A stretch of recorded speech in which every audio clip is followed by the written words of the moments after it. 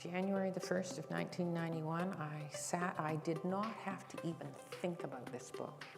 I sat in front of my son's computer and it just poured out of me. I had saved, for whatever reason, all of these horrible memories and good memories, and they just came out like without even thinking. The library was my space, and there was just so much. To the Harbor Grace excursion with the voice to have a time.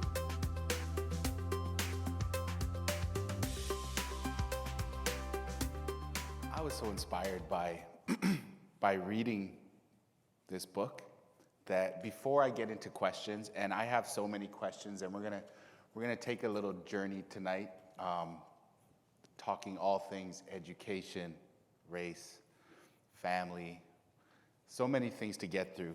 But I was so inspired when I read this book that I knew that there was going to be an introduction, but I wrote a little bit of my own introduction just based on this book. So I want to share it with folks that are here. Tonight we come together to celebrate the remarkable Valerie Jerome, Olympian, educator, author, and her book that so artfully details the triumphs of one of Canada's most iconic figures, regardless of race. Races. I can't remember the last time I picked up a book that was so appropriately titled, because I'm also an educator and a writer. I'm going to give everybody in the room a small little English lesson right now, okay? So a double entendre is a term used to describe a particular way of wording that has two meanings. Races. The first is obvious. This is a book about a life bound to starting blocks, the acceleration phase, and finishing strong. The phases of the race as expounded on the phases of life through Valerie's lane. Races.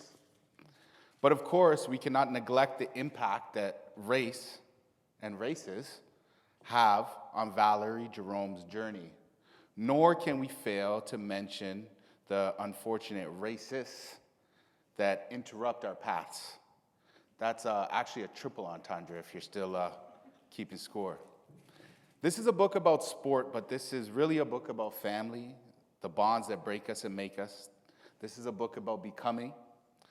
Valerie and her beloved brother, Harry Jerome, were sprinters in more ways than one, as you'll hear tonight.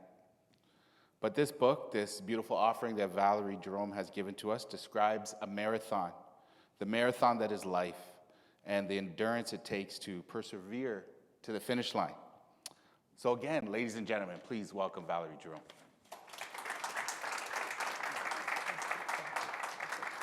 Okay, let's have a conversation about this book in your life. Please, I'm ready, I'm ready. Before we get into the book, I want to start with the epigraph. And in it, you quote Jimi Hendrix. And the quote says, "If I'm free, it's because I'm always running." Why did you decide to use this quote?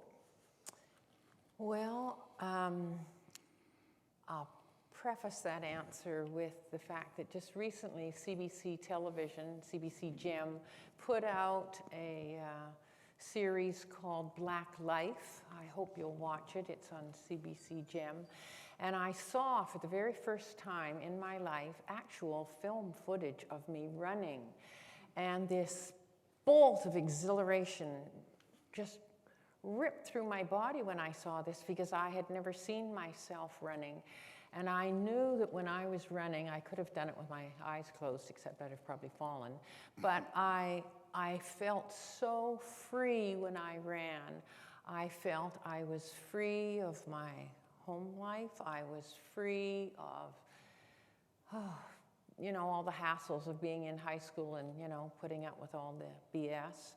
And that quote, the first time I saw it, I thought, oh, that I'm sure he meant it metaphorically, but for me, it was a real live jolt of freedom when I ran. And that's why I liked the workouts as much as I liked the competitions, because I was running, and that's what it was for me. It was freedom. It was just, so look at CBC Gem and see all my freedom. We're definitely going to check that out. What first got you into track and field? Well, it's interesting. When I got to junior high, and I just spoke at that, it's now a high school, last week, Sutherland. When I got there, that was the first opportunity I'd had in my life to participate in sports. You know, I know there were swim clubs and gymnastics clubs and all that kind of stuff, but we didn't have the money or even the awareness of those kinds of programs. So I did join the basketball team. I was hopeless. I fell all the time. And so I went out in the spring for the track team, and I was in grade 7. The school went up to grade 9, and I really enjoyed it. And Harry, coincidentally, was at North Van High, and he had played a lot of baseball and pitched a lot of no-hitter games and could outrun any baseball to first base. But he was finding it difficult belonging to a team where not everybody on his team was as racist-free as they should have been. And his baseball coach had encouraged him to find an individual sport, and then you wouldn't be let down by these people. So it's sort of basically the same time. I might have been ahead of him by about 6 months. But when we finished school at the end of June that year, after I just loved being on the teams and running at Sutherland, and when Harry made an appearance, you know, there was no going back. He was so far ahead of everybody, it was ridiculous. So at the end of the school year in June, Harry had heard that there was a new track club coming along, and I really didn't want to go. I was quite shy, believe it or not. And so Harry really bullied me. He went to the first practice, and then for the second one, he said, you have to come, you have to come. And if you read the book, you'll find out I went. So and I loved it. I really loved it. I didn't like the first practice very much because there were no washrooms readily available. Yeah. And you almost became a high jumper after that instead of a sprinter because there was no washrooms, right? In the book. That's right, getting over those fences, yeah. Yeah. Mm-hmm. But you and Harry and your father early on, you write about your early experiences, not only with an affinity towards athletics and figuring out your footing within sports, but also some of the things that were happening at that time. For instance, Jackie Robinson, he was breaking the color barrier. And 1947. Your father and Harry were very into that, and Barbara Ann Scott won Olympic gold 1948 in figure skating. How did seeing this and seeing black role models, so to speak, in sports start to influence some of your earlier experiences of wanting to follow in those people's footsteps? Well, we didn't have TV, so I certainly didn't see Jackie Robinson playing baseball.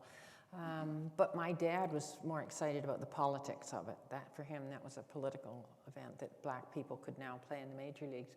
But for Harry, it was about the excitement of sport. I wasn't really all that interested. I was quite timid. I stayed at home a lot. I went to Brownies. That was my one big outing. Yeah. And then a Girl Guide, I moved up in the world. So sports, other than going out in the field when Harry and his friends were playing baseball, I'd go and, chase after the ball and try to heave it in. It didn't draw me. It was only when I got to junior high and I saw that there were opportunities. There wasn't anything for girls in those days. There was no soccer, no community sports. Yeah, and then as you get to junior high and then in high school, you become one of the top rising stars in athletics, right? You went to the Olympics. Well, I don't want to get to the Olympics yet, but... No, I went to the Pan American Games first. Yeah. It was just 2 months after my 15th birthday that Harry and I went to the national championships. And in those days, let me tell you, we were the only black people at the meet. I remember once looking in a store window in the 80s and seeing the final of the men's 100 meter at the Canadian Championships, and every guy on the start line was black. And I thought, ooh, wow, that's a big change. Those were in the days of Ben Johnson. But anyway, Yeah, in junior high, I liked the running and I liked the jumping until I realized I was not consistent enough in the long jump to hit the board every time. Yeah. But I did really enjoy that movement and sort of getting outside of my body is what I guess I would say for freedom. Yeah, it was wonderful.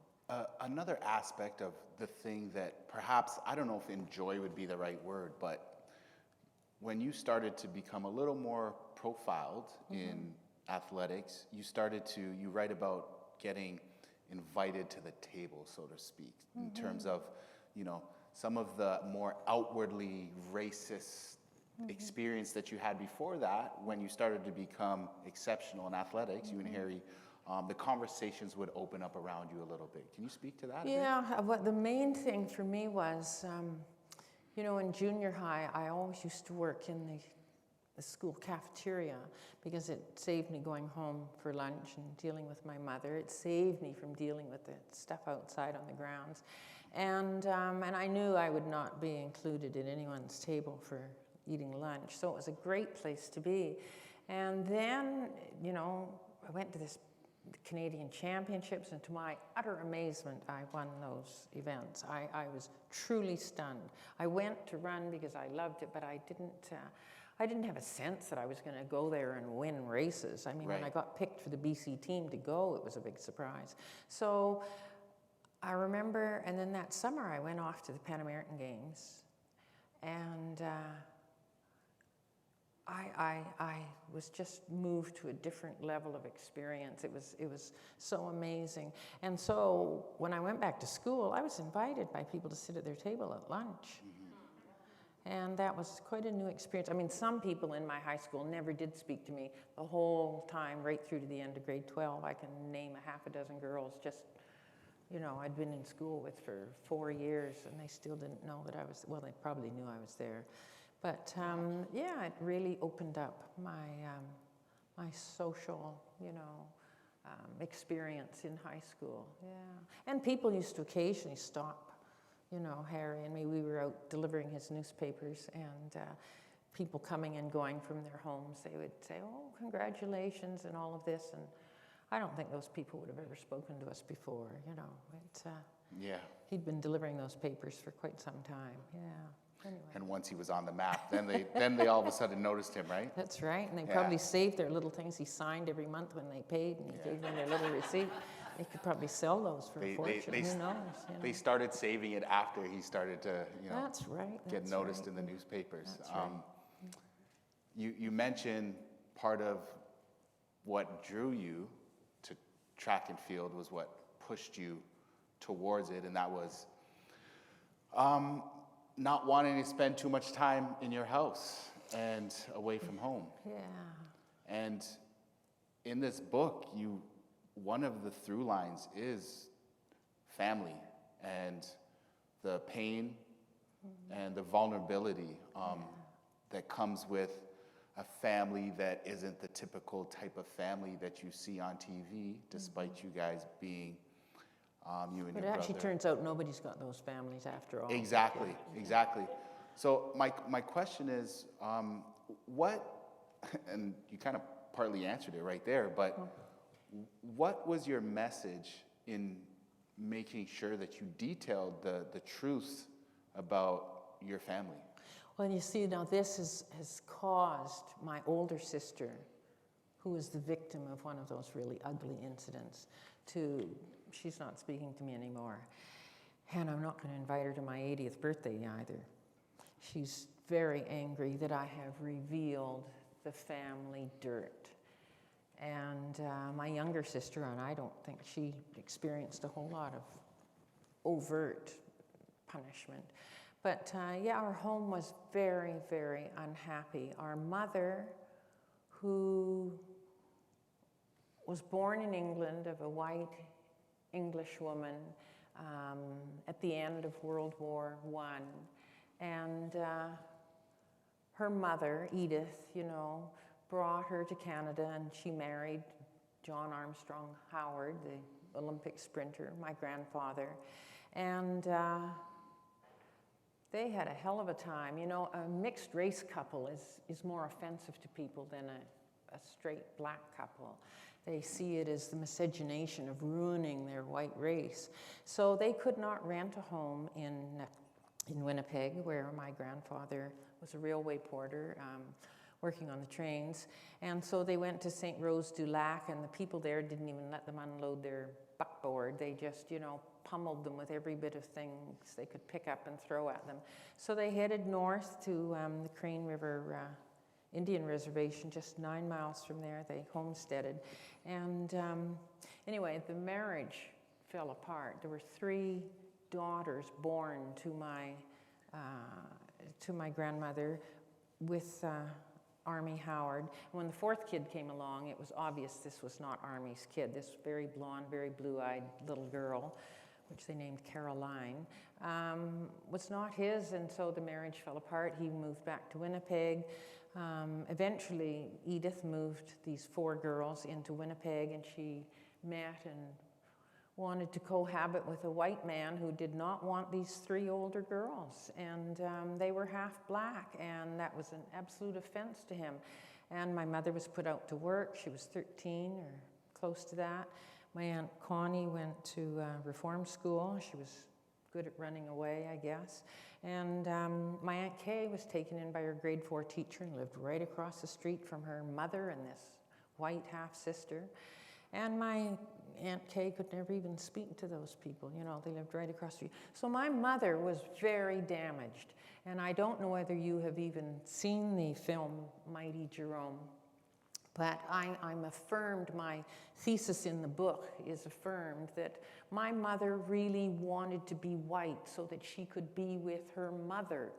And in the film that I've just alluded to, she's 86 years old, 87 years old, and she identifies with the last name of this horrible man who made her mother get rid of them, this Mr. Sumpton.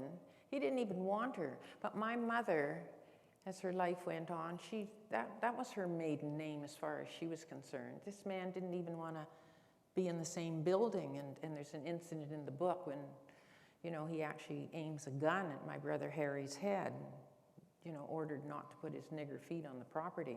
So for my mother, she was so damaged by that. She spent her whole life hating herself, being ashamed, and of course, hating us because she married a black man. My father was a good friend of her dad's. He was quite a bit younger than her father, but he was a black man who worked on the railroad. And she was not happy. She was never going to like us. And that was awful. So nobody liked being at home. Paper routes and baseball teams and soccer teams and Harry's friends, they filled his life. He was hardly at home. He'd sleep 8 hours a night at our home, and he was gone. So, and I lived my whole life in fear. I got so I wasn't just afraid of my mother. I tended to be afraid of everything. It's just a state of being in the world. There are crappy neighbors to deal with, and racism here, there, and everywhere. So, but my major fear came from my mother. Yeah, she did some bad things, and I was always afraid it was going to happen to me next. What do you mean by that? Well, Barton gets a panhandle through the head. Okay. Carolyn gets beaten to whatever. When is my turn coming? Right. And I was home a lot. That's why I got to witness this. I wasn't like Harry. He never saw a thing. He was gone, He had to stay away because she really didn't like him. I thought you meant you thought that perhaps this internalized self-hatred of oneself is something that you might be susceptible to, because in the book you mentioned everybody has it. I think a lot of black people have shame is the word I would say, rather than self-hatred. Really? I think, certainly not your generation, I hope, but Okay. I Talk think, about it. for example, we lived in a community that was totally white. There was an Indian reservation down the bottom of the hill, Yeah. and I didn't see one person from that reservation till I was in grade 12. I mean, they just never left. They were not welcome in the community. There were no Chinese people in our community. There was a man who sold vegetables from the back of his truck. They had horrible names for that Chinese gentleman. My father encouraged us to make sure we called him Mr. Chow and nothing else. And he only came down the street on Fridays. And North Vancouver was very, very white, and they let you know that you were out of place.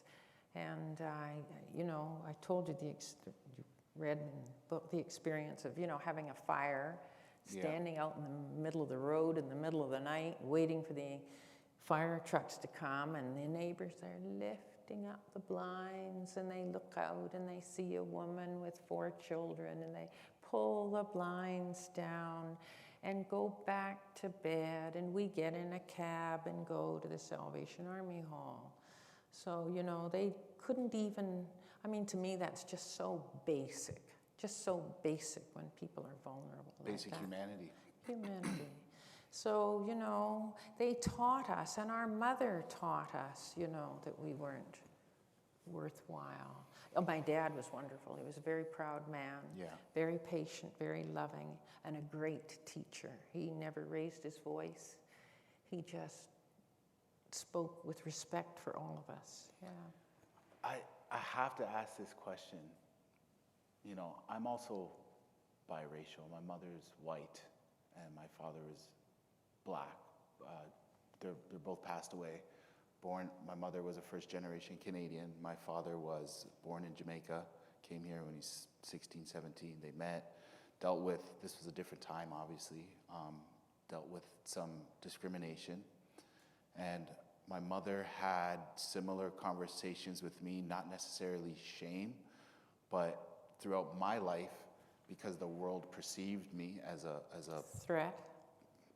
Yeah, synonymous with as a black man. That is the identity that, of course, I've taken up in my life.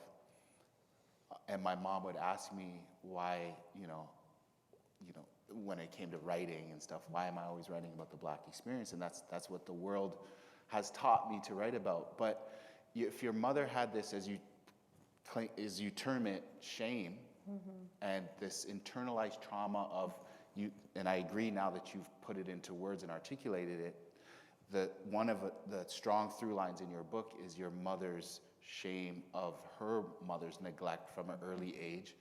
Why did your mother then decide to be in a relationship with a black man? Well, it's interesting. Army Howard, his co-worker on the trains, who had been a famous athlete in Winnipeg, not only for track and field, but he was an outstanding boxer and a baseball player. And he worked on the trains, my dad, and he got on very well. I think Army Howard sort of thought he was, being a mentor to him, how to get along with it all. And so when Army Howard suddenly died in 1937, many of his siblings had died of TB and other lung-related diseases. So my dad went up to Dauphin, Manitoba to see how Army's daughters were doing, because Army would talk about them. And he went up to Dauphin, and he realized they didn't even see each other. They hadn't seen each other for several years. And so on checking with him, he began to date my mom, which was, I guess, in about 1938-ish. Anyway, so my mom didn't have anyone else looking out for her. She worked as a servant in a home. I think she worked 7 days a week.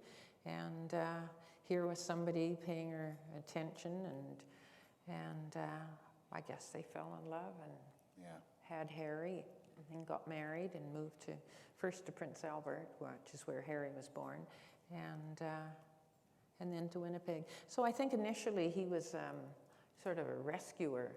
And the other 2 sisters, my Aunt Kay and Aunt Connie, when they moved down to Winnipeg eventually, they stayed with my mom and dad, and both of those women just told me what a wonderful support he was to them as they made their way as adults into the working world. And they were very close to him and very appreciative of him. So he was sort of, I guess, a rescuer for the 3 of them. That's fascinating. That makes sense. Did you have any trepidations? You know, you mentioned a little bit of a fallout with your sister, and if you've read the book, you're privy to the fact that this has been a work for some years. Mm-hmm. Did you have any fears in writing this and getting it published that this would tarnish your brother's legacy in any way? Or No. did you have any trepidations about writing it? I didn't have any. What I had, and I have to say, in 1984, 2 years after Harry, well, 83 actually, in 83 and 84, I knew that someday I would write about Harry. I felt he had been quite misrepresented in the world. And so I came to Ottawa and I interviewed the 4 men he worked with there. And I started interviewing his friends' parents, the Burdett family, where he spent a lot of his time, and his good friend, Stuart Gibbs, who'd gone through Cubs with him. And, you know, so I made notes of all of these things. That was all in 1983 and 84. And, you know, I was busy. I had a child, and I, you know, was teaching full time. And then I was at a school that I particularly loved. About a quarter of our school population was from the Musqueam Indian Reservation. And I must say, I was sickened almost daily by the attitudes of some of my fellow teachers. And I would occasionally ask the reason that some things were happening on the staff.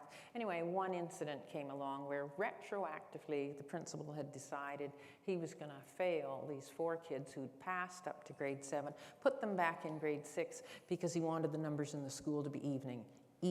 And all the teachers went along with that because they didn't want any split classes in the school. Yeah. So guess which 4 kids he picked? He picked the 4 kids from the reservation who didn't have a parent that would come up to the school and complain.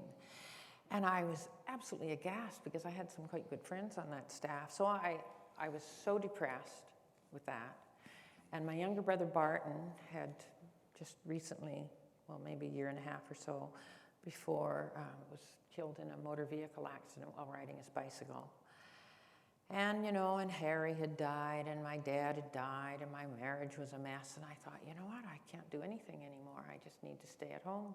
Yeah. And so I took a year out of school, and on January the 1st of 1991, I did not have to even think about this book. I sat in front of my son's computer, and it just poured out of me.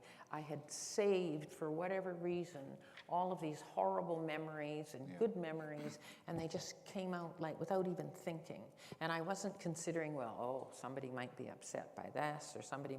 All I wanted to do was expunge it and get it out. It was therapeutic. It was therapeutic, but it was like a tap that got turned on, and I couldn't shut it off. You know, I just had to let it out. What was the hardest part to write? None of it. No, none of it. No, I needed desperately to free myself of this. I really, I didn't think about what somebody's response might be or whether my sisters were going to die. I didn't care. Yeah. It wasn't about them. It was about my own mental health at that time.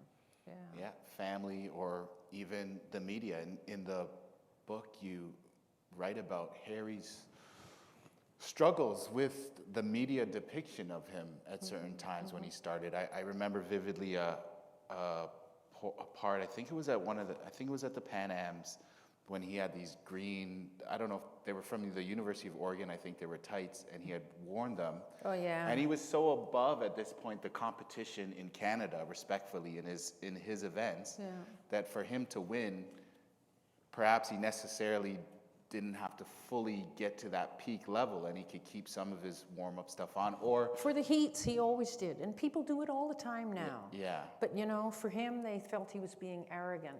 But I do have, and you have it in your, well, everybody's got it, the most gruesome interview in 1962 at the Commonwealth Games in Perth, Australia. Yeah. Alan Fotheringham does that interview. I have it here. Do you want to share it? Yeah, I don't know that I can find it as quickly as I want. Hang on, I probably can. Yeah. So to me, it was just, you know, his quadricep muscle was ripped completely off. It was bunched. There you go, Bill Crothers was there.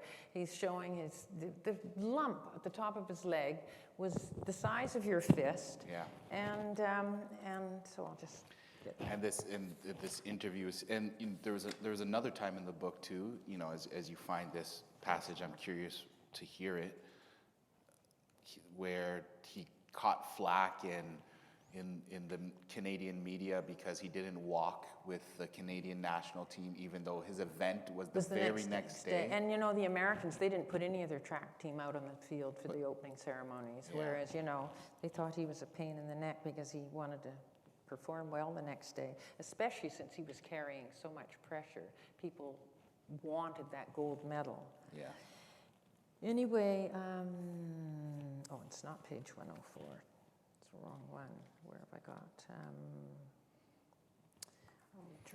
As you continue to look for it, I'm going to have you multitask here. Do you, how much of that media backlash isn't even the correct term, just vitriol for your brother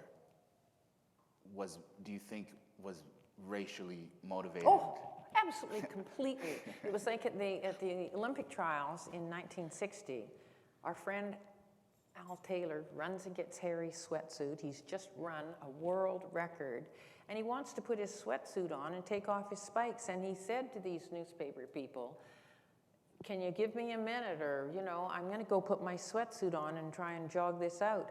Well, they were offended, deeply offended, that this black boy, and they'd never seen one at our national championships before, had the nerve to put them off like, we're the press, we're so important. Yeah. So I'll jump to this. This is Perth, 1962. Harry has just set a world record before he went of 9.2. He was running the very, very best he'd ever run. I was in my student residence when John, our coach, called me at around 8 o'clock in the morning, sounding very upset. He told me that Harry hadn't finished the final, and as far as he could tell, it was because he'd been injured. I wanted to scream. The thought of my brother, half a world away, hurt, deeply distressed me. To make matters worse, the early reports had little meaningful information, only reiterating that Harry had quit under the pressure of an opponent's superior speed. The headline on Alan Fotheringham's Vancouver Sun report the next day was brutal. Jerome folds again. He had been injured in Rome. The report itself sickened me. Fotheringham praised the accuracy of those who described Harry as a sprinter who folds when the pressure is on.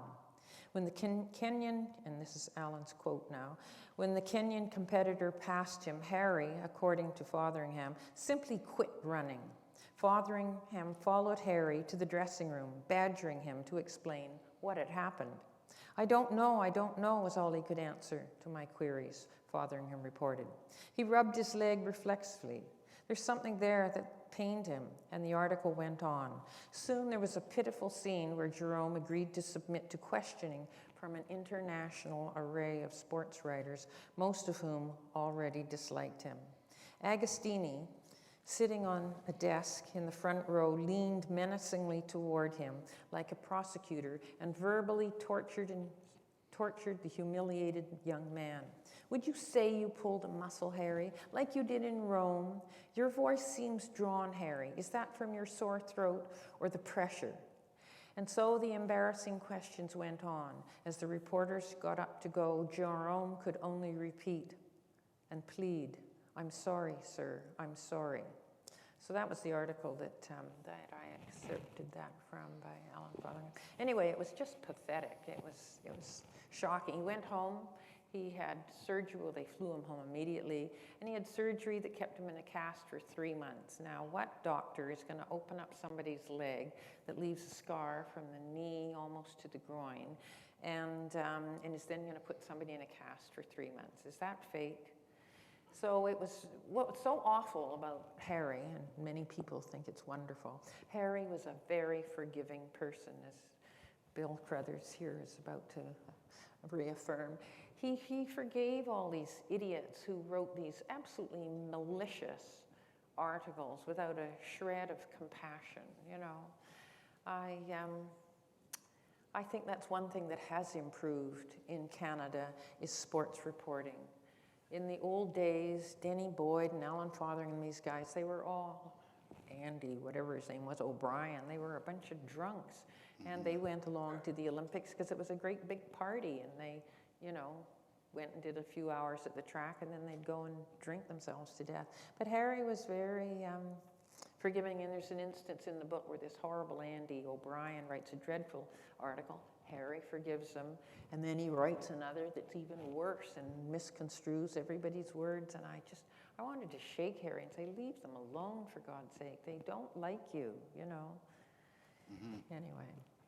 Yeah, I couldn't believe that this is the outward racism that existed during this time, and even the use of calling him a boy when he's the most elite man in the country. My grandfather was 24 years old, and he's being called a boy all through all of those articles. The year he went to the Olympics, he was 24. Yeah. So hardly a boy, you know. Yeah, and it speaks to the nuanced, I don't even know if it's nuanced, the racism that still pervades our society. Just a few years ago, it was LeBron James who was told to just shut up and dribble, right? It's the idea that black people are supposed to fit into these Well, you don't even boxes. have to go to LeBron James. I watched quite recently that awful guy, Canada's Donald Trump, is actually a hockey reporter. He's really stupid, and he wears plaid jackets. Oh, Somebody you're talking must know his talking name. about Donnie? Pardon? Don Cherry? Don, oh, Jesus mercy, sorry. Don Cherry is dreadful, and he's talking about P.K. Subban in the most derogatory way. I just sort of, and this is not 50 years ago. Yeah. I mean, why do they keep him on TV? I think they fixed that up at this point. Yeah. I don't have think, they? Oh, yeah, good.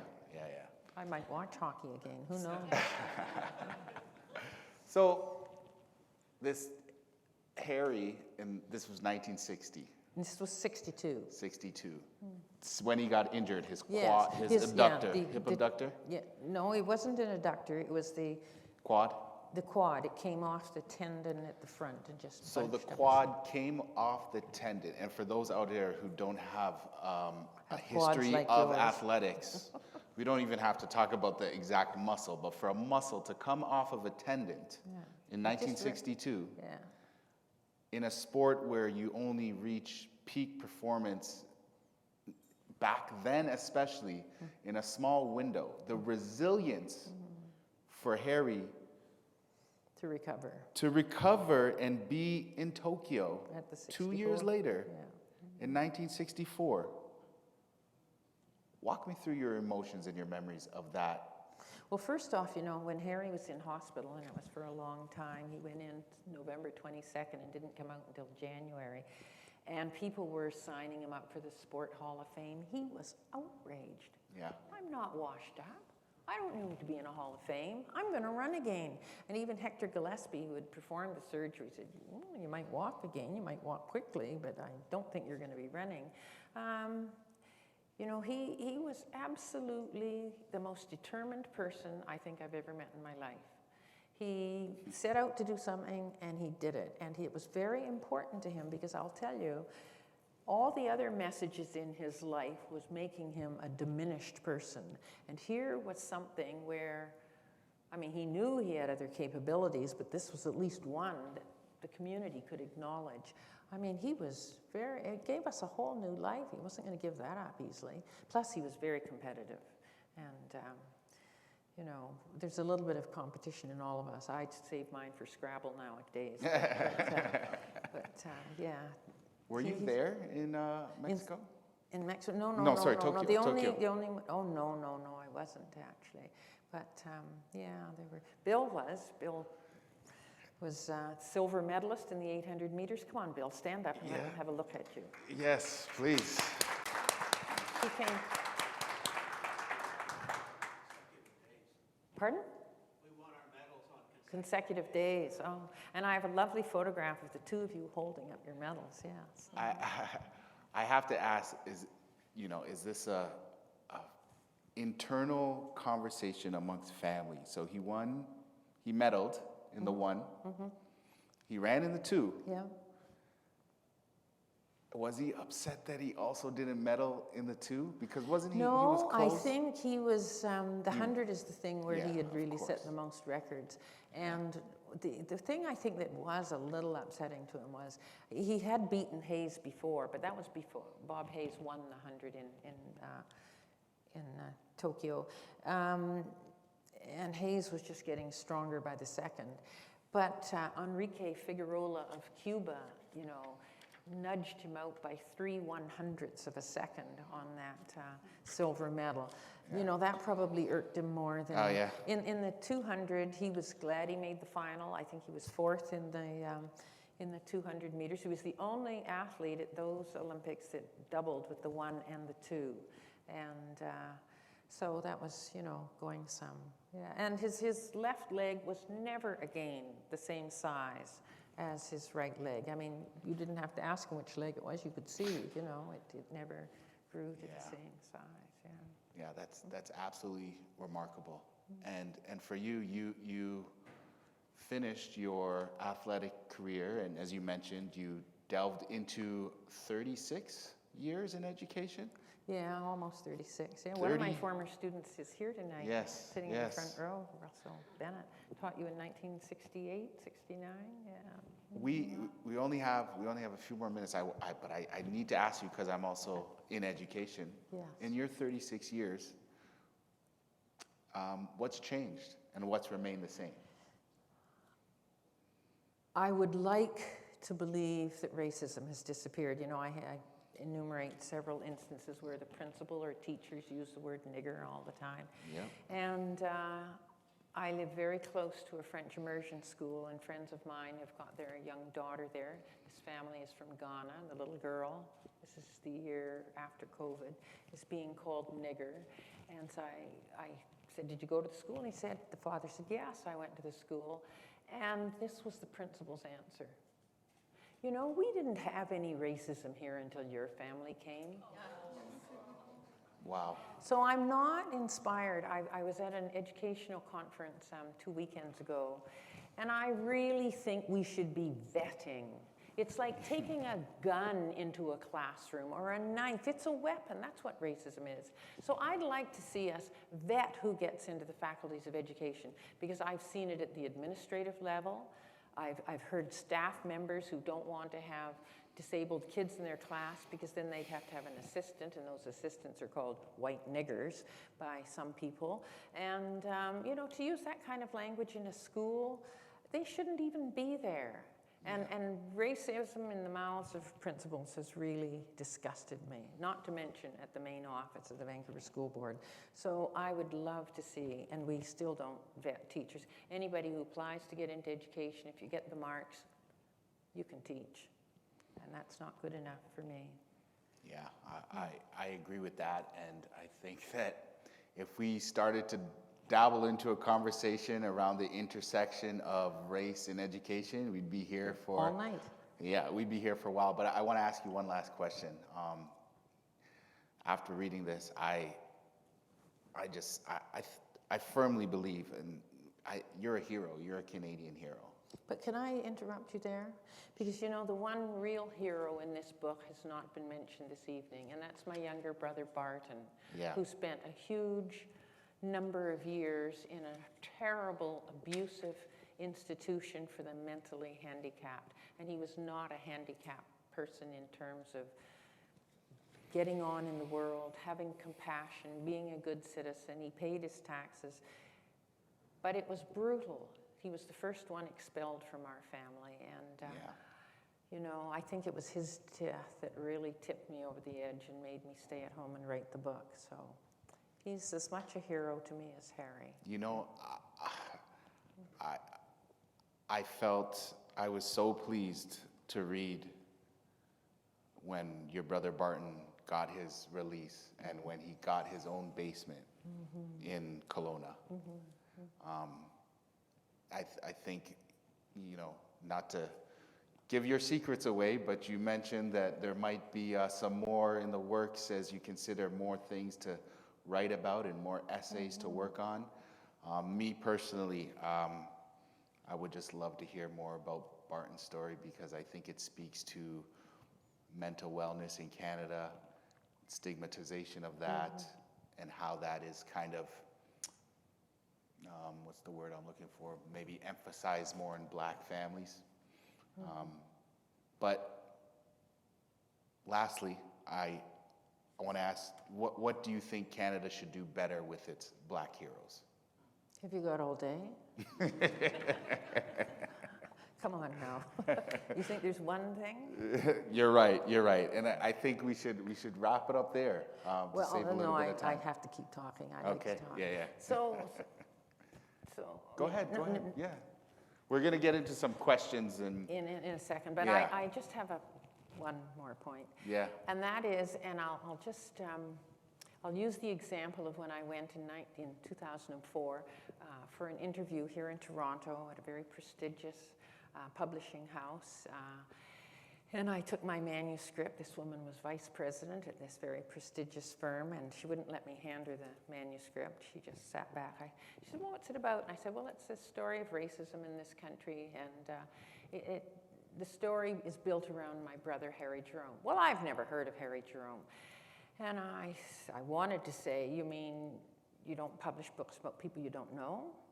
But I held that back, and I thought to myself, the city of Toronto had been having the Harry Jerome Awards for at least 20 years. They started in 1983. And every year that I went, it was either Prime Minister Brian Mulroney or it was Prime Minister Jean Chrétien. The Governor General was always there. It was a prestigious event. And the Toronto Star would print a whole section on who all the nominees were in each category, in music, entertainment, sports, blah, blah, blah. And this woman, I figured, should be able to read. And what I realized was that she's like me with the comics in the newspaper. I just skip over. The comics are never my tribe. I don't like them. I like political cartoons on the editorial page, but I don't read the comics. And before I retired, I never used to read the financial pages. I do now. But anyway, I realized this woman, like most Canadians who are not of color, they come to sections about Black people. They're not my tribe, and they skip over them. They only read the part, and I'm not saying this is true of all Canadians, but I would bet it's a fair number of percentage points. Anyway, they don't read that. It isn't them, it's not their tribe. And I realized for this very literate woman, to not have heard of Harry Jerome, you don't have to be interested in sports. You just might have noticed that every year, every April, there was this big event and it had his name all over it. So why is it that she doesn't look at it? And I'm going to extend this to movies. Every movie made by Black people that comes to Vancouver, I'm usually the only one in the theater, or maybe 3 or 4 other people. I just saw Origin. I saw it twice, actually. You should go and see it. It's great. Made by Ava DuVernay. I will shut up. Anyway, it's the same thing. It's the movies. They don't go and see Chris Rock's film Good Hair. They don't go and see Ava DuVernay. And I think if there's one thing they could do, is Canadians could learn to embrace people who don't look like them. And when I go to a funeral and I see that my friend who's died has got nothing but white people and I'm the only person of color in the congregation, I realize, they've lived a small life. And I think that's something all Canadians need to do, is look for people who don't look like you and enlarge your circle of life. I'll stop. That was beautiful.